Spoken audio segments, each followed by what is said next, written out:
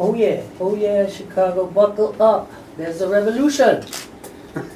And I know you won't see it today because it's St. Patrick's Day and there'll be all kind of other shenanigans going on out there, but there's also natives marching in D.C. and people gathering to protest the taking away of health care. So here at Live from the Heartland, we welcome you for an hour of interesting talk, some good music, and you know, Michael and I picking on each other. Good morning, Michael. Hey, we're going to have a really nice show. We're going to start off in a little bit with Norm Stockwell, who co-edited Rebel Reporting about John Ross, our old buddy. And Norm is also the publisher of the Progressive magazine up in Madison. He's got Lester Doré, the People's Artist, with him. We've got a wonderful musician coming on today, Galen Weston from Canada. And we're going to end up our show with the incomparable people's lawyer, Flint Taylor, talking about the Department of Justice report on the Chicago Police Department. So we've got a couple RIPs. Rest in peace. One of those would be Lynn Stewart, a people's defender. Lynn was a people's lawyer, defended many political activists and prisoners over 40 years. She died on March 7th in her home in Brooklyn.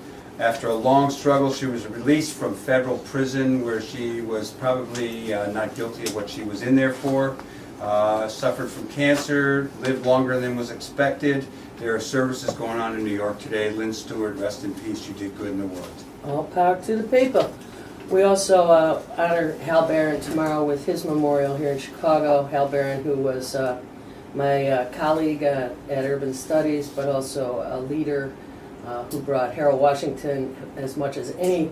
He was key to Harold's one of the campaign. Other people who brought Harold to the office was Hal, and we'll be remembering him tomorrow, and that will be a good gathering of a strong community. In case you missed it, Chance the Rapper gave Chicago Public Schools money when the governor, Ronner, wouldn't. $10K to 9 schools for mostly music and the arts, and he's trying to impress other wealthy Chicagoans or entertainers to kick in. You know, remember how we used to make it a joke?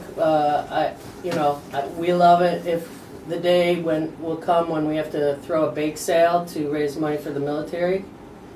Yeah. Well, we're now, flipping, doing it for public schools. Yay, neoliberalism. Yay, globalization. Okay. You tell them, Kate.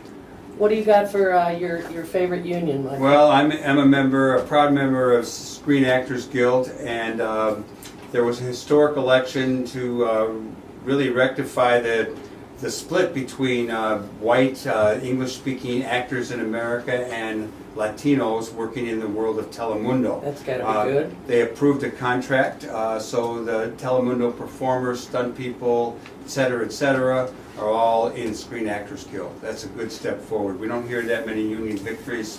Everyone counts, because there got to be a lot more. Let's see.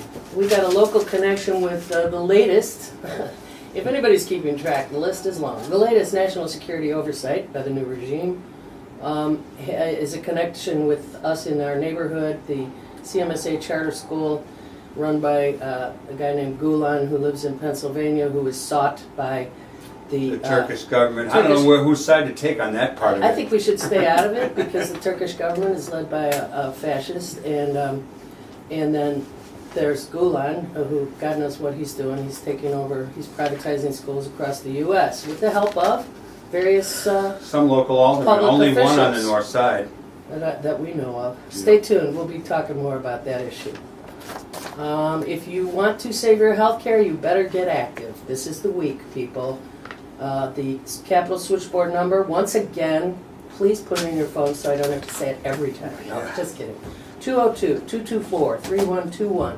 You want to talk to your senators, you want to talk to your congresspeople, do not mince words. They are killing us. Don't let them, okay? Seriously, healthcare. What the heck?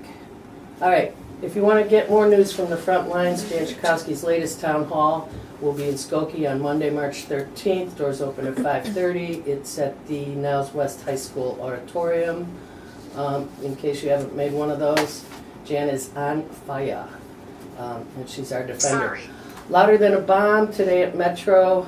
down on Clark Street, youngchicagoauthors.org are going to be doing a lot of rapping and talking and music and everything. It's a great day for the youth of our city. Louder than a bomb today.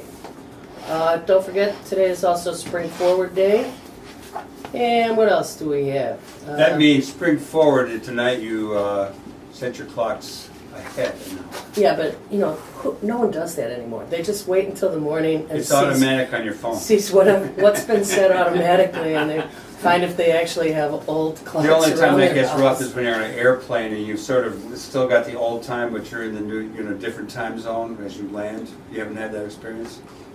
It takes a minute for the phone to change. Anyhow, keep going. Wow. That was important. That's great.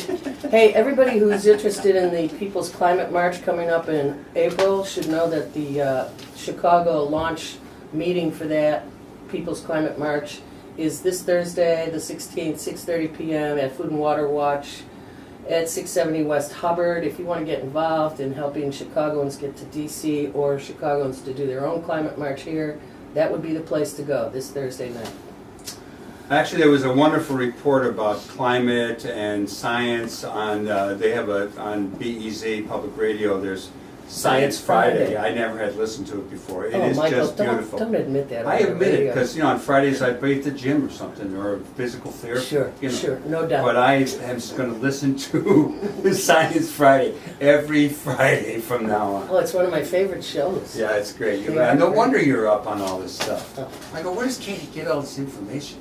Yeah, it must be all on Science Friday.